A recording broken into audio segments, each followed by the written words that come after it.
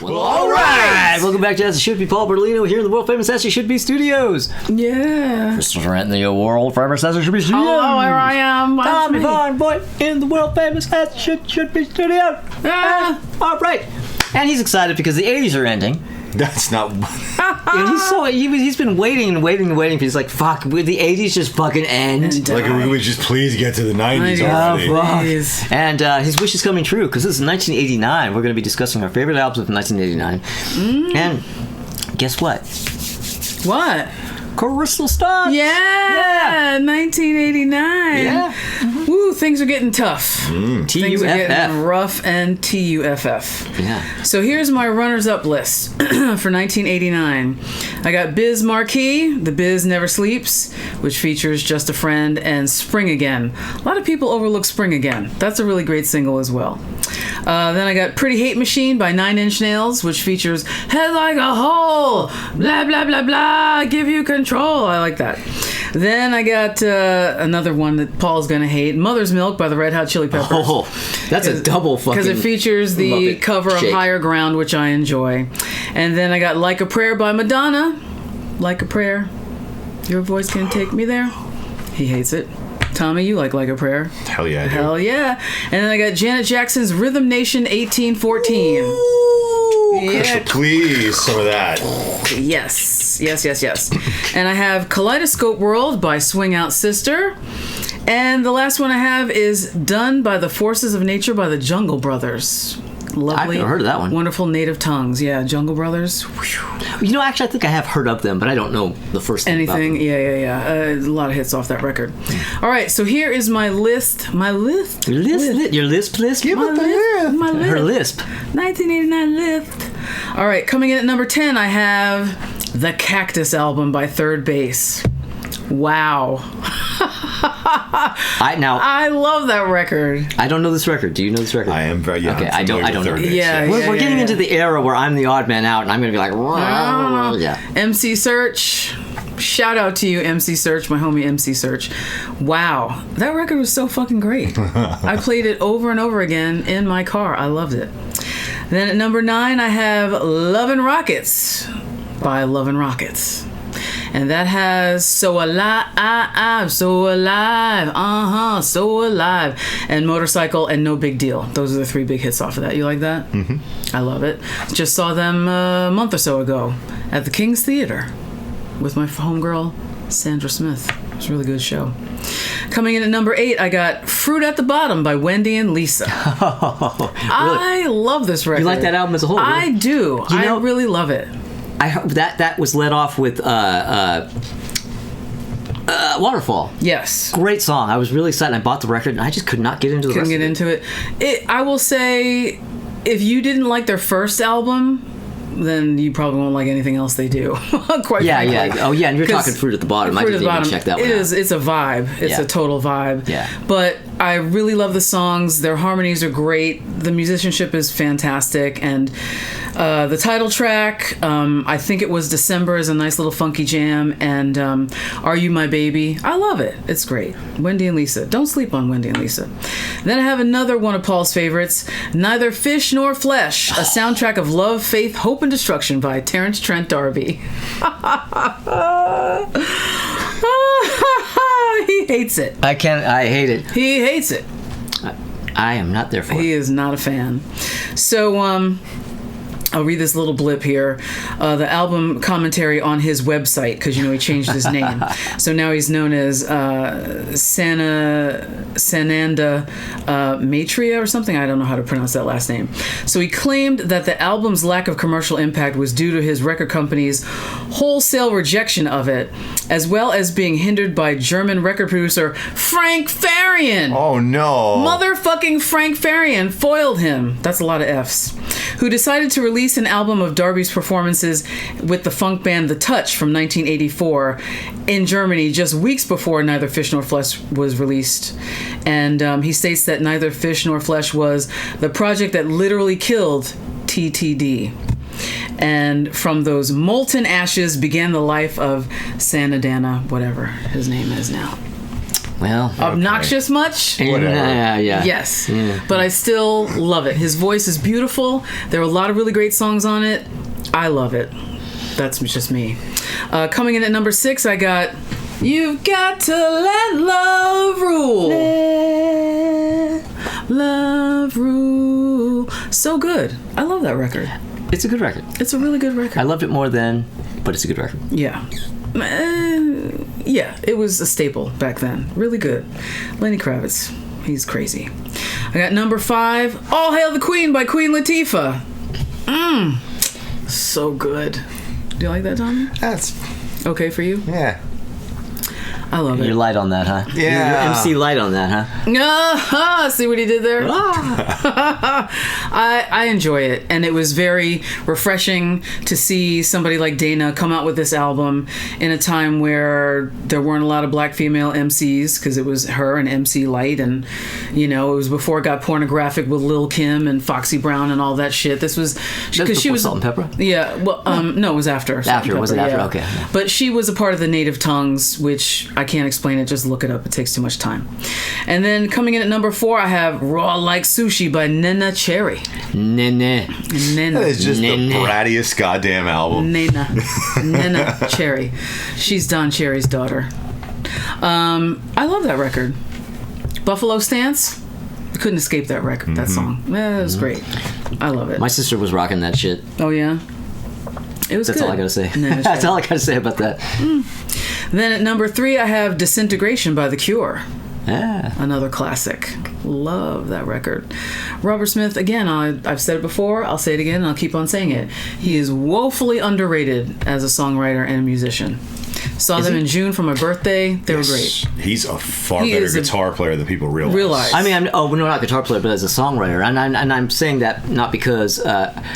I guess because I feel like people really considering him a good songwriter.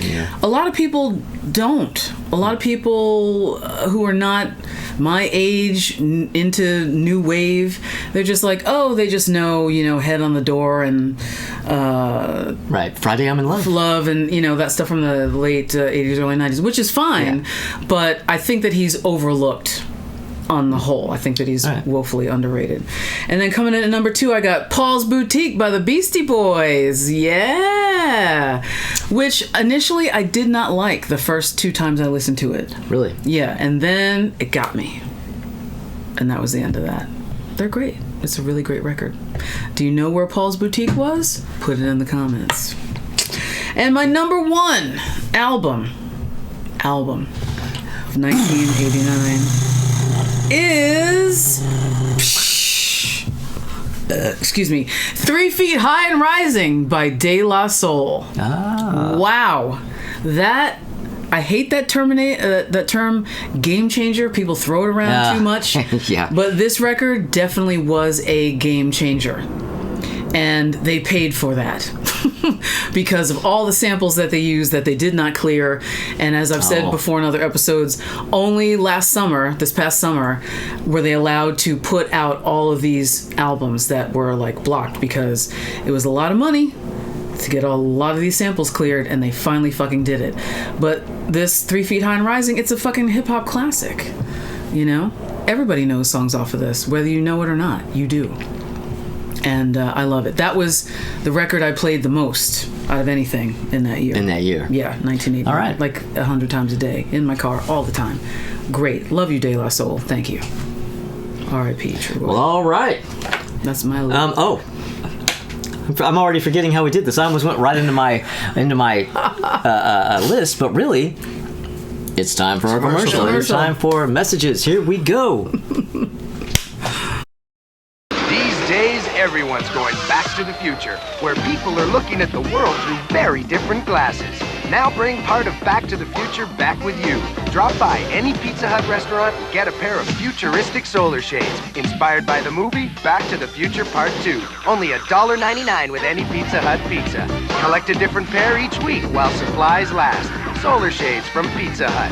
They're going like there's no tomorrow. Pizza Hut, making it crazy.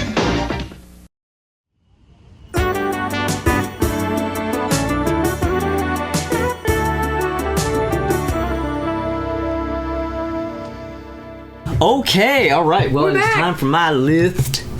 Paul's list. My list. Do it. All right. Okay, I have 10 albums here. Well, but before that, I have... Oh, no, I do not have any honorable mentions. I have 0 honorable mentions for 89. Whoa. But I do have a 10 album list. I'm doing the Crystal thing. I keep saying song. Yes. 10 album list. Tell us your 10 movies. Go ahead. Okay. All right. Well, my number 10, Robin Hitchcock and the Egyptians with Queen Elvis. Oh. So you think you're in love? Well, you probably are. Yeah. Yeah. Robin Hitchcock. Yeah. Robin Hitchcock from the Soft Boys, but you guys know that. Number 9, Stevie Ray Vaughan with In Step. The last album he actually recorded and released in his lifetime. There are a couple of posthumous albums, including the one he did with his brother, but yeah. So this is really the last album that he was aware of, at least. And what was the single from that? The house is a rockin', don't bother knocking if the house is a rockin'. Whatever, I don't even know if that was a big hit. That's just the only song that really stands out as one that people might know. Number 8, Nirvana with Bleach. Now, the bottom part of this list, I'm not really passionate about any of these records. We're definitely getting into that era where I'm having to round out my list with records. These are almost kind of tolerable mentions. Okay. To a certain extent. I do know what you mean. I start Yeah. running into that problem in the 90s. Yeah, I mean, I like these albums, but in a better year, they might be runners-up, Right. you know? yeah. But yeah, so Nirvana Bleach, I think I liked it a lot more in the 90s than I like it now. In the end, now when I go back to it, it's just like, oh, yeah, 90s. Yeah. Yeah. So number 7, The Kinks with UK Jive. You know, one of those late Kinks albums that had some stuff on it I liked, but overall it's kind of forgettable, not their best stuff, but it's not bad. And, you know. Meh. Meh. Meh. Yeah.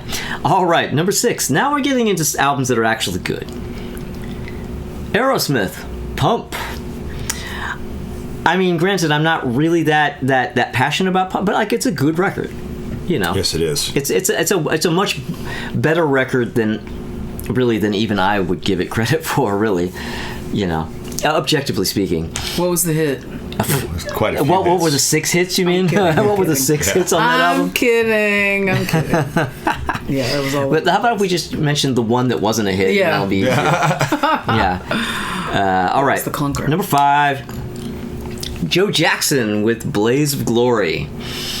And this is the album that had the song 19 Forever on it, which I talked about in the singles of the year for 1989. And I was 19 when this record came out, and I just remember driving down the street in my Volkswagen Bug, hearing 19 Forever on the radio, and I was 19, and I'm fresh out of high school, and I have my own car, and like, yeah. You know, Yeah. you have your whole fucking life ahead of you. And, yeah. All right.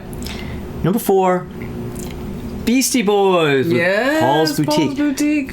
You were saying that this was an album that you kind of had a little trouble getting to at first. Initially, yeah. This is the first Beastie Boys album that I got into. I hated them when Licensed to Ill came out. Oh, really? Yeah. Oh, yeah. But Paul's Boutique, I was like, oh, okay. They definitely matured. I'm in now, yeah. Yeah, they matured, I would say. Where are we? Number 3.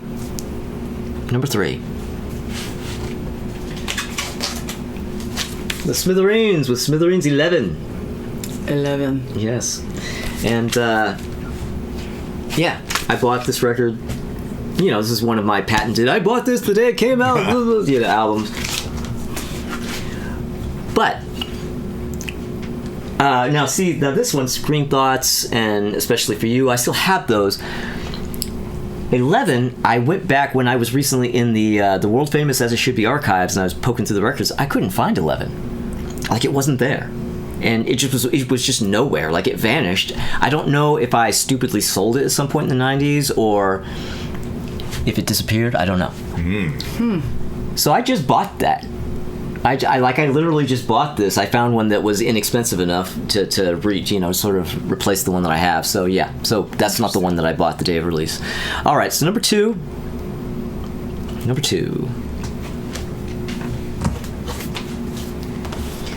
Lenny. Yeah. Lenny's. We're gonna go to Denny's. Lenny's? Remember those commercials? Yes. Lenny's? Lenny's? Lenny's? Denny's. Lenny's. Let love rule. Now,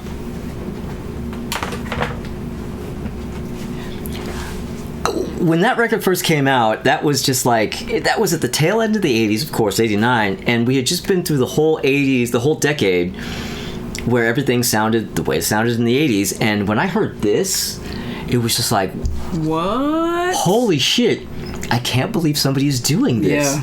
I can't believe this is allowed. I thought like we would never hear this again, like Yeah. something that has that kind of, has an old school vibe that isn't, no gated reverb, no, just like, yeah, just like has this earthy sound. I thought, Like this bunch isn't of against the dudes law in a studio playing instruments Yeah. with mics in front of them. and it just absolutely blew my mind, and I just became obsessed. And for about 3 albums, I loved Lenny Kravitz. Then things changed. But my number one is an album that is against everything that I just said. Uh-oh. The Ocean Blue. Yeah, I mean, these guys are coming in with their first album in '89, sounding like the '80s. I mean, they're kind of a little bit more of the Smiths end of things. They're not really synthy, but they are distinctly '80s kind of vibe for sure, and but kind of like a collegey Yes. '80s vibe. You know, they're from Hershey, Pennsylvania, and to this day, this and C are my two favorite albums. But like this is an absolute perfect album. Like this is a all killer no filler album, and I'm gonna have to listen and to I it am a again. fan to this day. I've loved it since it was brand new, and yeah, that's that. That's my story, and I'm sticking to it. So there you go. There's my 1989 records that only I like, because nobody else likes I can't do that. Oh, sorry. Beastie Boys or No, go. You know what? All right. Go, snap. I'll clap. You snap, and it'll join forces, and it'll create And I'll this crackle. super sound. There you go. And I'll You snap, crackle. I'll crackle, you pop. There you go. Yay! All right. Speaking of, I bet we have some commercials coming up. I bet we do. Here we go. I bet. Let's do it. Yo, this is a wild thing, the MC Tone Low. And you know what time it is. It's time to get big busy. So call me at 1-900-909-TONE if you want to hear some real way out stories about life on the road and how I like to hang out and cool it. Just call me at 1-900-909-TONE. $2 the first minute, 45 cents each additional minute. Under 18, get permission before calling. Hasta la vista, baby.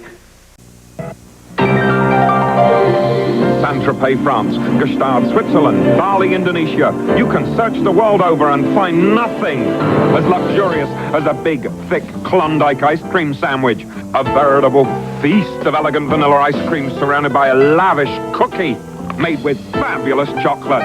Of course it's rich. And because it's Klondike, it's famous. No one puts chocolate and ice cream together like Klondike. Take it from Robin Leach.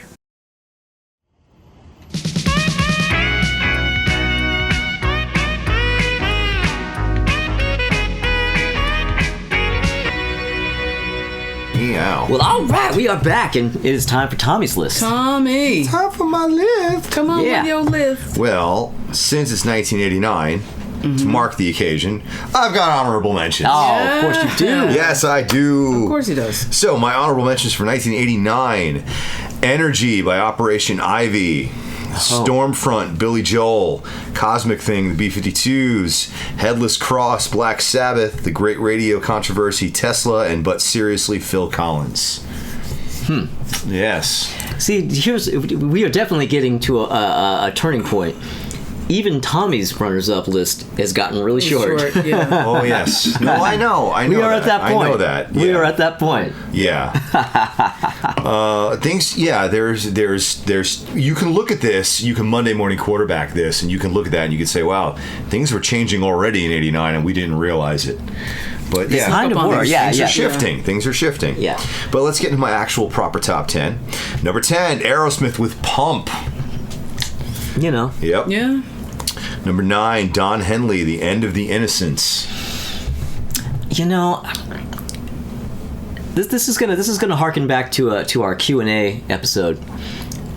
That actually qualifies as something that I have to say I'm a little ashamed to say I kind of like. that song. I don't like that album, but I kind of like that song. No shame in it. The title track. No shame in it. I'm ashamed. No shame. If It's okay. if I was in a car and it was playing, I would roll the window up. Really? Yeah. Wow. Okay. Oh, anyway, sorry. All right. Number 8, Minor Threat with complete discography. Oh my God, Minor Threat. Wait, is that a name of their albums? That is or the name of the album. Okay. Yeah. I mean, it's a compilation of earlier releases that were out of print, Okay. but everyone just treats that as basically just an album. Just get Right. that. It's like the Ramones mania of... In a way, yeah. And it's, even with there being somewhere like almost 30 songs on there, it's still, maybe 40 minutes long. So... 30 songs. My number 7, Dirty, Rotten, Filthy, Stinking Rich by Warrant.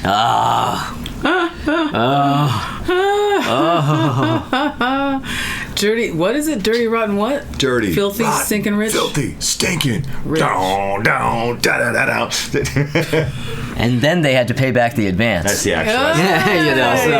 Yeah. Laugh while you can, Warrant. Number 6, Motley Crue, Dr. Feelgood. The final Motley Crue album. Yeah. I'll say. The final. I'll say. I mean, Yeah. yeah. Well, I was going to say, as opposed to Too Fast for Love, but I mean, really, yeah. I mean, I know where you're coming from, and Too Fast for Love is It's its own. It's an island. It's beautiful in its raw genius and everything, but for me, there's 3 Motley records. There's Too Fast, there's Shout at the Devil, and there's Dr. Feelgood. Yeah. Dr. Feelgood represents them at their most polished and focused and most sober, honestly. Yeah. But if the music on it just doesn't connect with you, it's not going to connect with you. I like Right. what they did on that record. But anyway you slice it, that's the last one. That is the last. That is Yeah. the last Crue Yeah. album. Theater though. of Pain was after this? No, Theater No. of Pain was 85. Oh, okay. Theater of Pain was a dramatic misfire in my Misfire, yeah. opinion. Yeah. Okay.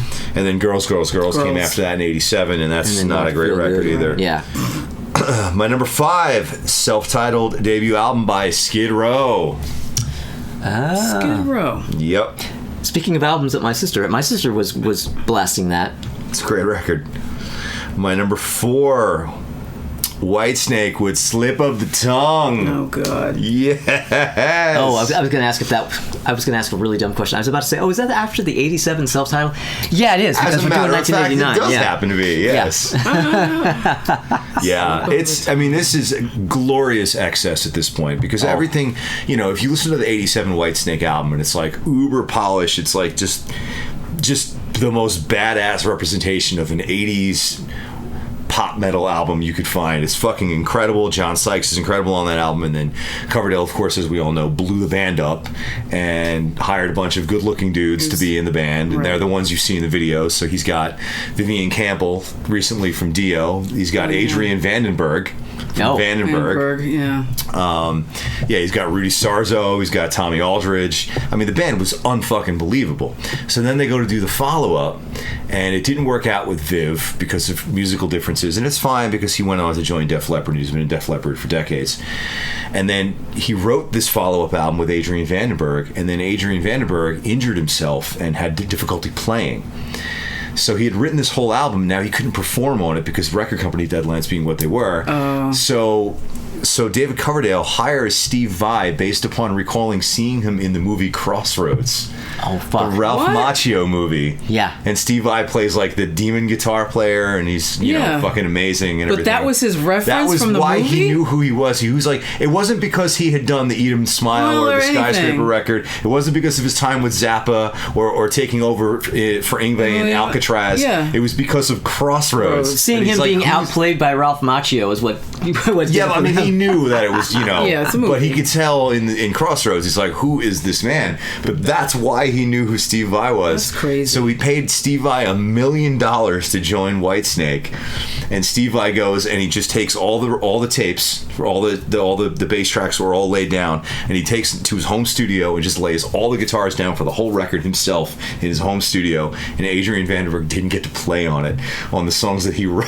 Oh, man. that does suck. Yeah, and so as such, because it's Steve Vai on all the guitars, all rhythm, all lead, everything, it is so over the top. It is ridiculous. Right. Wow. But I love it. I Man, love okay, it. Yeah. I didn't know Well, that. I don't know this album. What was the hit off that? The Deeper the Love was the big ballad off there. Yeah, I don't know. I don't think I know that. Yeah, check it out. I think some of the songs are going to sound more familiar than you might think. Which car was Tawny Kitaen flipping on? Oh, I don't think they did that for this. I'm not sure if they did. Okay. My number 3, Madonna, Like a Prayer. Her voice can take you there. And it does. My number 2. Oh, my number 2. Boy, oh boy. This is Leather Boys with Electric Toys by Pretty Boy Floyd. Oh, shit. Come on. You want to know something, though? Oh, no, you didn't. Boy I Floyd. did. It's already been brought in. Oh. This record is ridiculous. It is so excessive, and it is so polished. I think Howard Benson produced the damn thing. But you know what? It's all built upon incredibly catchy pop songs that they just covered in gallons of hair metal excess. And I am so fucking there for it. I am so there for this album. But my number 1, I saw that. Good. Well, you knew it. You felt it before I even did it. I felt a disturbance in the force. My number 1, Janet Jackson's Rhythm Nation, 1814. Great samples. Jimmy Jam, Terry Lewis. Yeah. At this point in time, she's just crushing her brother. Oh yeah. As far as I'm concerned, this record is incredible. Yeah, he wasn't putting out anything that great. Remotely this good. No. Yeah, the baton had sort of been handed over. God, I think at that. Yeah. Yeah. For this. sure. I mean, this. It's an incredible album. It's great. You know, you would think, she puts out Control, and it's like, well, how do you follow up Control? Like, she had like 7 singles on that record, and it was just a huge hit, and you're like, well, can only be downhill from here. And then she puts out Rhythm Nation. Yeah. Fuck. Incredible. She was putting out singles from Rhythm Nation until like 91. She was still putting out singles off this album. Jimmy and Terry. Yep. Yeah, they really knocked it out of the park on this. Well, that's a good list. That's an official. Well, all right. All right. That's a good list. All right. Okay. We'll be right back after these messages. Mr. Bobby McFerrin. For Ocean Spray. So tangy. So crisp. Taste refreshing Ocean Spray Cran Raspberry. It's music to your mouth.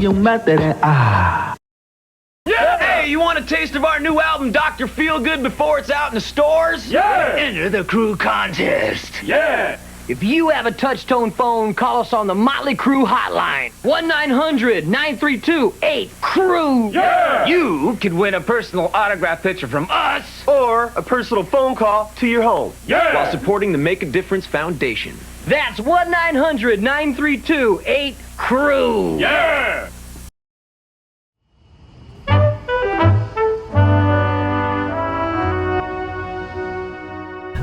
Okay. I don't know if I can do it, but I think we need to hate 1989 now. There is some stuff to hate. There's plenty of stuff to hate. And I'll start off with Steel Wheels by the Rolling Stones. Oh, was that 89? I guess it was. I hate that. It was like 88, 89? It was 89. P.U. Okay. P.U.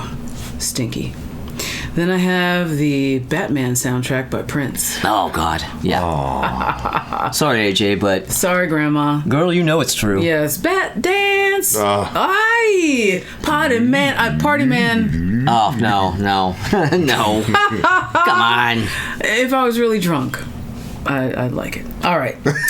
Then we got... Wait, you're saying the song gets more attractive the drunker you are? Yes. That's how things work for some people. And then I got As Nasty as They Wanna Be by Two Live Crew. Wow. Okay, come on. This was the beginning of like hardcore porn in hip-hop and rap music. Right. Uncle Luke Skywalker, who got sued. You got your ass sued off by George for saying that. You big dummy. On principle, I'd like to support them and that record because they got targeted for censorship and all that. Yeah. But the record is just not good. It's horrible. It's bad. If the really lyrics were bad. better, if the songs were better, if the rapping was better, the one guy, the mushmouth guy with the broken arm, he's got no, it's terrible. It sucks. He recently passed away, that guy. I know. Yeah. Yeah, I read That only about made a mark because of the shock factor, you know, Yeah. the Of course. novelty factor. Of Did they It pay wasn't Tipper actually Gore? good They owed her music. money because otherwise. Because they even would've like the flopped. metal kids that I was hanging out with, we would make reference to that because that was like Yeah. Yeah. Yeah. It's the like cussing that, like the porn, the naughtiest record Yeah, the you naughty can have. album. Yeah. Yeah. But who the fuck actually enjoyed listening to it? It wasn't Nobody that I know good. enjoyed it. Yeah. They just, it was terrible. Everybody was brainwashed by that one song. Then I got Girl, You Know It's True. Girl. Ooh, ooh, ooh. I Love You. By Milli Vanilli, Frank Farian, you fucking asshole. Yes, you know it's true. This record really sucks. Woohoo! Woo, boy. And everybody knows the whole controversy and the Yeah. Grammy and whatever. There are a couple of those Milli Vanilli songs I still really like, though. You know, Blame It on the Blame It Rain on the is Rain. a really good song. I enjoy Girl, You Know It's True. yeah, But- you catch me at the right moment. Like, You know. it's not so bad, but it's terrible. You know something? What? I have that record on vinyl. What? No way. I have an OG 1989 vinyl copy of that. Not because I liked it. I think sometime a little bit later into the 90s, I probably ran across like a $2 used copy, and I bought it ironically. Like, oh look, I have the, and I'm pretty sure I still have it. That's cool. Archives? Wow. I wonder how much that goes for now in these ridiculous, the age of ridiculous prices. But I don't know, because that's sold a lot of records. I don't know. Then I got The Headless Children by Wasp. Wasp. yeah, you know what? Oh, Wasp. The fucking Milli Vanilli album's probably better than that. Yeah. Just the title. The Headless Children? What are you doing? I know what you're doing, and I hate it. Then I got Blind Man's Zoo by 10,000 Maniacs. Ah, Oh, what was that girl's name? Natalie Merchant. Natalie Merchant. No, boy, that's terrible. But my worst of the worst. Well, whatever. The Offspring by The Offspring. Oh God, that's right. I That came out in '89. Yeah, that was the first I didn't one. realize that was 89. that. Oh, one. so this must have been Yeah. before they. made it Oh big. yeah, you're thinking of Smash is the third one. Yeah. So Yeah, I think it goes. to I think keep it's them separated. self-titled, and then is Ignition, Ignition, I think. right? Yeah. And then Smash is the. Okay. Yeah. Yeah, I Smash wasn't is the aware- one that blew up. I wasn't aware of them until that. Yeah. Yeah. So I didn't know even that they had a record. I'm that's when sorry almost that I everybody had to mention it. But came Oh well, yes, yeah, that's it okay. was- Tell you what, I stink. won't go and investigate. Yeah, they suck. That's my list of the terrible from 1989. Okay. Now for my worst of the year, I have a few things here. My worst of the year list is almost as long as my regular list. Almost. Starship, Love Among the Cannibals. I like that album a lot. I would suspect that you would. Yep, you suspect But- correct. You and I You suspect correct. are going to be high-fiving here. Tears for Fears, Seeds of Love. I mean, you know, I Man, I there feel are two bad songs I hating like on on it. There are that. two songs I like on it, but overall, it's a terrible album, and we've talked about it before, Yeah. so we don't need to go Yeah. in about it. But next we have Kiss, Hot in the Shade. Hot in the Shade is a terrible Kiss album. No, there's a couple of things on there I do like. There's something redeeming. Yeah, what's on that? Remind me. Does Does that have Forever? Forever's on that, Oh, I love Forever. which is okay. Rise to it and Hide Your Heart. Those are all the singles. Yeah, those are the ones I like. Yeah. Oh my God. But it's like it has 15 songs on it. A bunch of them were actually the demos that they kind of like polished up and put on the album. Really? Yeah, a good number of the songs were actually the demos that they kind of dubbed over and just put them on. And it's just like the songwriting on that album is just subpar, and it's just like they're kind of in a transition period too, because they just come off of Crazy Nights, and I think they kind of realized, okay, the going too synthy thing isn't working for us. We have to kind of try to pretend that we're getting more earthy now, and so that's part of the reason why I think the demos made the record. Oh, okay. Because they were trying to look, we're back to basics, Yeah, well, maybe get your fucking songwriting back to basics, but okay. yeah. Jefferson Airplane with their self-titled reunion album, Jefferson Airplane. Oh my God, You were talking about this once. it's terrible. I'm Like a you were big Jefferson excited for it and then totally disappointed, right? Yeah, because I'm a big Jefferson Airplane fan, and I was really excited about them having a new album. I mean, that was something I thought would never happen. Right. They get back together, they make this record, and Chris Slick is complaining about how Starship was, how it was all, too pop and synthy. This record's the same shit. Oh, should I listen to this record? You should listen to this record. Yeah, you might like it. You probably like it. Fuck, I gotta check this record out. This is basically the 60s Jefferson Airplane lineup, kind of doing the Starship thing. Oh. Not as much, like, basically. I mean, it's a 1989. Not as Starship-y, but Starship-ish. Yeah, you might like it. I'm gonna have to check it. You wouldn't like the opening track, but there are definitely songs on it you would like. Okay. Yeah. Prince with Batman soundtrack. Oh man. Ooh. Boy. So I kind of liked Electric Chair is the song I kind of liked on that Electric album. Chair. Yeah. But even that, I'm sure if I go back to it, I'll be like, probably doesn't sound as good now. Yeah. But I didn't check. But my worst of the year. Well, my worst of the year. I have to know what I'm certain I know what this is, because if this is not your worst of the year, I will be gobsmacked that neither of you have mentioned this. So go ahead. No, this is probably going to be on your list. This is my worst of the year, and I bet it's on your list. It might even be your worst. Go ahead. D.D. King was standing in the spotlight. That's the one. That's the one, you fucker. Yes. That's the one. Who? Yes. Oh. It's D.D. Ramone. He Ramone. left the Ramones and he put out a hip hop record. Right. Oh, So it's Jesus. 1989. I forgot about that. We have Public Enemy at this point, and D.D. Ramone is doing like this straight up 1981 shit. Yeah. But not even good 1981 Yeah. shit. Like, again, to get back to Rick Beretta, like this public access level Right. 1981. Right, yeah. It's shameful, honestly. I forgot all about that for a listening reason. to it is painful, and it's also, you almost feel like you shouldn't be laughing at it, because you feel like there's something wrong with him. there's something wrong here, and maybe this was guy he like needed a really help. bad alcoholic at the time Drug or something? addict. Drug addict. Yeah, he was a drug addict. He was a heroin addict for years. Yeah, because he had like the interviews that he did. Yeah. Like some of his teeth were missing, and he was like, blah, blah, blah, blah. It was just a hot fucking mess. Yeah. Yeah. I forgot about that for a reason. Yeah, that's Right. really. That's Yeah. a good album. I'm a funky man. My name is D.D. Ramone. Yeah. That's Funky that. Man, It's that. That's a single that wasn't on the record, but I think, right? It's Funky Man. Yeah. Yeah, that's not on the Yeah. album, but whatever. But I mean, the shit that's on there is just Just as bad. Or, Terrible. So yeah, there you go. Oh, ooey. The King. Okay, well, before I actually do my dishonorable mentions or worst of the year, I have a holy shit. This exists. I do. I have, for my holy shit, this exists for 1989, I have the follow-up album by Kingdom Come. It is called In Your Face. That's right. The name of this album is Kingdom Come In Your Face. Wink, wink. Do you get it? Get it? So, what did I even write? What? 'Cause I wrote out my thoughts. Okay, yes, this is what I wrote. I wrote, how completely up your own ass and surrounded by idiots do you have to be in order to think this is being clever? Honestly, early 2000s pop punk bands were more mature, and that's really saying something. Kingdom Come In Your Face. Do you get it? It's a sexual reference. Where are they from? Holy shit. They were like German and American. They had that hit in 88, Get It On. Bang it on. No. Get It On. That Zeppelin sound like. Yeah, they had the Zeppelin. They had the really Zeppelinish song, and then they would claim in interviews that they'd never heard them Zeppelin before. Right, okay. Yeah. I'm remembering this. Well, now. no band would ever do that. Who would do that? Cough, Greta Van Fleet, cough. Yeah.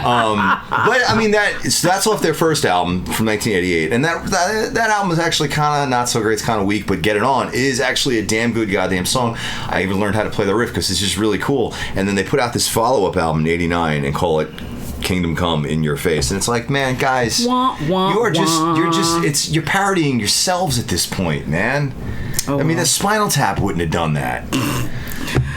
But anyway, maybe that was the last record on their deal, and they were like, "Fuck you." I actually, after that, I think the band imploded. Yeah. As it should be. Dishonorable mentions: Fine Young Cannibals with the Raw and the Cooked. Oh Jesus. Yes. And OFR by Nitro.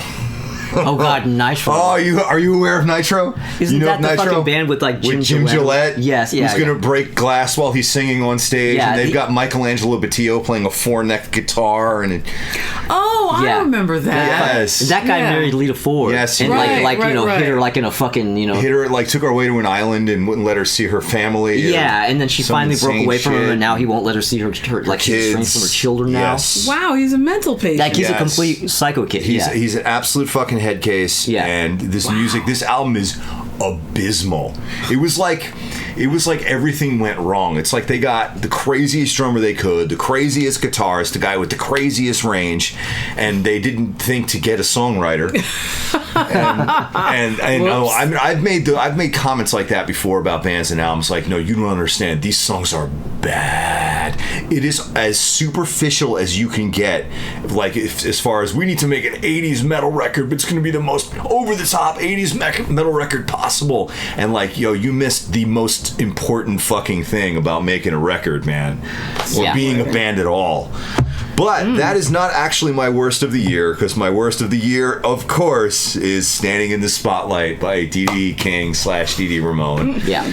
And I don't need to pile on any further on that one. Yeah, I mean, Wow. Yeah, if your record is worse than the Nitro album, you done fucked up.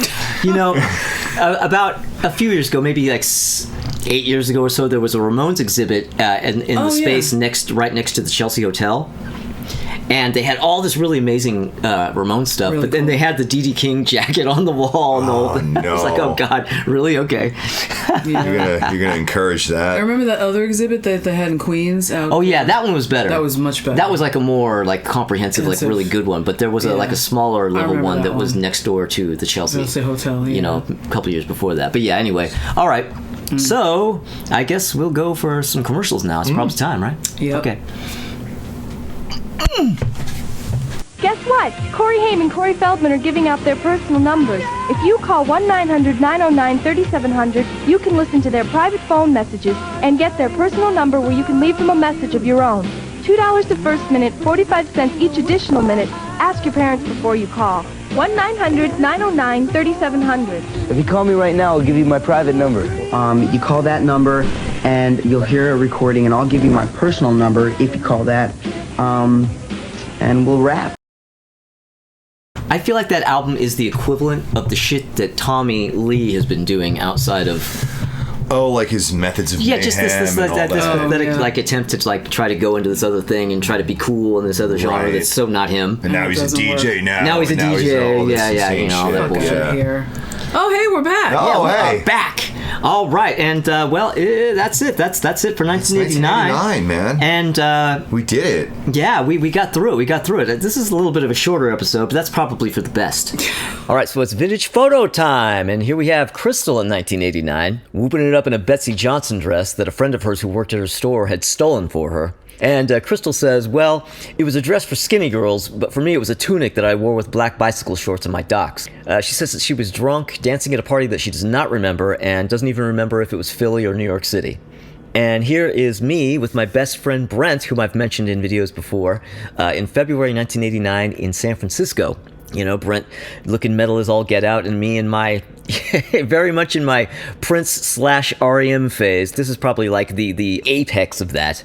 And here we have Tommy in 1989. He says it's probably a school photo, most likely at the beginning of the school year. And he says that Batman came out over the summer, so the merch was absolutely everywhere. And it's possible, actually, that he hadn't even seen the movie yet. But he does have the t-shirt. And, of course, as is very common for Tommy around this period, he has lasers. So there you go. That is Crystal and me and Tommy in 1989. But anyway, thank you everybody for hanging out with us and going through 1989 with us and going through the whole 80s with us, really, and the 70s and the 60s and the 50s. Yeah, but everybody, thank you for subscribing if you have. But if you haven't, you might want to subscribe. And if you do subscribe... Crystal rings a bell. Yeah, does that ring a bell? That's literally the only reward for subscribing is she rings a bell. The ring of a bell, yeah. Is that not reward enough? Yes. So, like and subscribe, tell your friends. And, go take to Friendster and let everybody know. Friendster! And come back next week. Come back next week because we are going to be discussing Woo! Wait, actually, do we know what we're going to be doing next week? We have Q&A episodes, so we don't know where they're fitting Man, I can't prognosticate like that. I might as well be able to pick the winning lottery numbers. Come on, man. So it's either going to be a Q&A video or it's going to be 1990. Come back and find out. All right. It's a mystery. Bye. I'm going to put on some chapstick. I think that would be best. Did we just hear something out there? No. Oh, it sounded like I thought. Did the killer actually break in? We did just reveal where we are. Oh, shit. Okay. Thanks, Jeff. All right.